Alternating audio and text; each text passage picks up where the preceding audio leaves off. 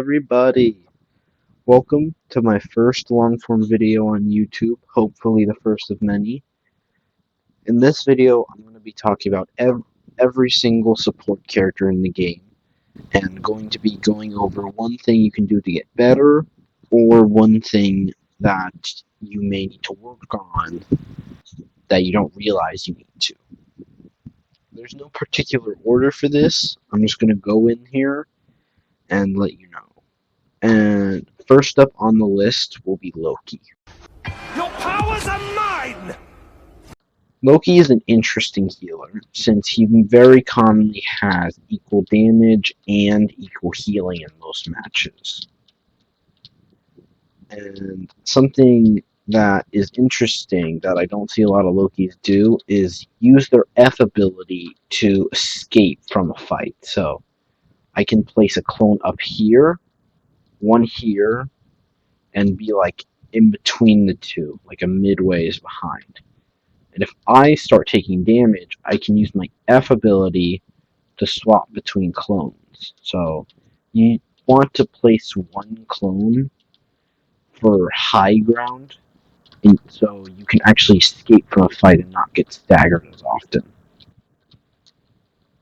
If you're like a lower rank Loki, that's something you really want to keep in mind.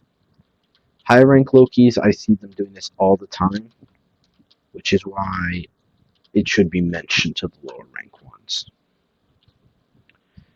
Next is Mantis. We are undefeatable! Mantis recently got a change to her healing and her damage boosts, where now if you use it more than once on a person, it will last twice as long as before. So it initially lasts 8 seconds, but if you do it a second time, it'll last for 16 total seconds while it's active. This is an important thing to keep in mind with certain characters, like a dive character, who usually want to get a lick and then just get out of there as fast as they can. You can double press the heal button on them, and then they can go in and have 16 seconds of recovery instead of 8 seconds initially. This is very useful if you're playing Mantis in a dive team. And I know I've used it before. Next up, Rocket Raccoon. This is real firepower! A lot of people are saying that Rocket Raccoon is a lot worse than he was before because they nerfed his jetpack a bunch. But one thing I don't think is really talked about is his actual buff to his healing. Now his orbs essentially do a base healing, which I think is 55, and then passive healing while over. Because initially it didn't do any initial damage, it just did slowed passive damage, or passive healing. It used to do slow passive healing, but now it can do a burst healing and then slow passive. So you can actually use 2 orbs and get 2 55s immediately, and then 1 orb will stick around for passive healing. So while Rocket Mains used to just spam their ball at whatever, you want to target 2 balls at a target, and then target 2 at a different target. You get more value out of your healing that way.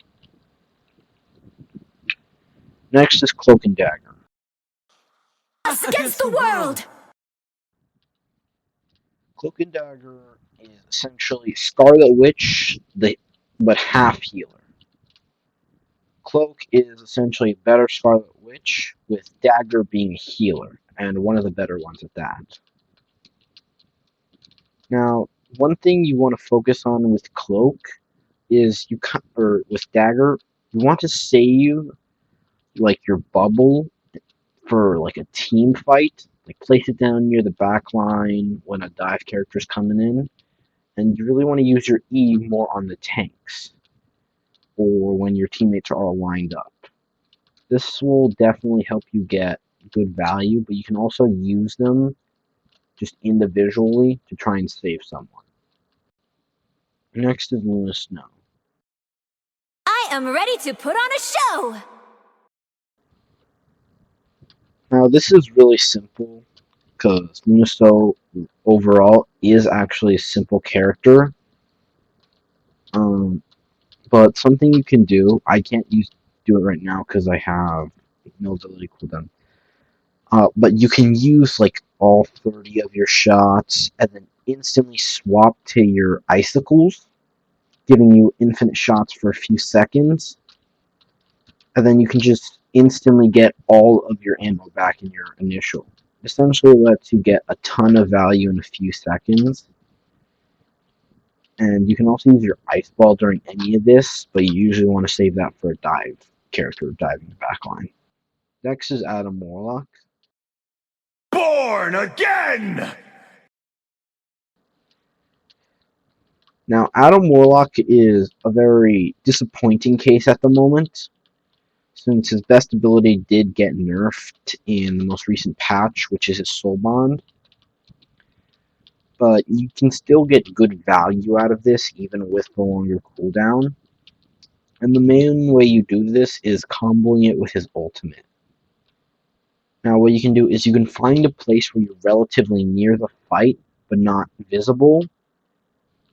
You can restore your teammates, use all your healing abilities to instantly get everyone, or almost everyone, back to full health. And you can still get great value out of this because it will also take time to get back to the team fight once people are fully healed after you've rested them. Next is Jeff the Land Shark.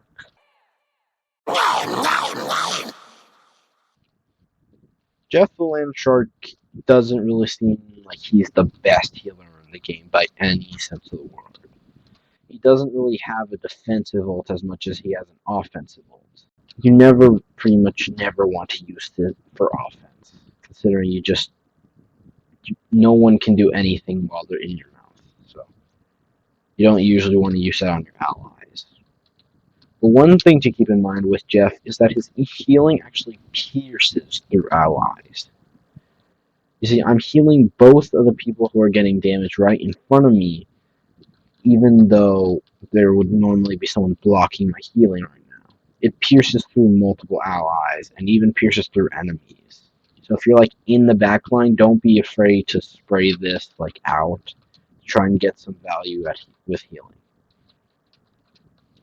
Also, for everybody else who has a Jeff on their team, if you see Jeff place a bubble, run into the bubble. It makes Jeff heal you much faster. It makes the job a whole lot easier. Please do this. And finally, last but certainly not least, Invisible Woman. Disappear! Now, Invisible Woman has an interesting kit. She has her pull. She has like a central bubble pull, which allows her to like pull enemies and deal damage passively. And then she has her push/pull ability, which also pierces enemies. Now, this actually makes Invisible Woman a really good dive counter, because she has escapability, a displacement, and then like a damage bubble, and then also a shield. So she's really good at countering dive characters and protecting like other supports from them as well. She also counters Wolverine decently well because her pulls interrupt his grabs. So remember to do that if you ever play Invisible Woman and the enemy has a Wolverine. And there we go. That is one thing for every support in Marvel Rivals. Please, if you enjoy the video, let me know so I can make a tank version of this video where I go over one thing for every tank. And yeah, that's see you next time, hopefully.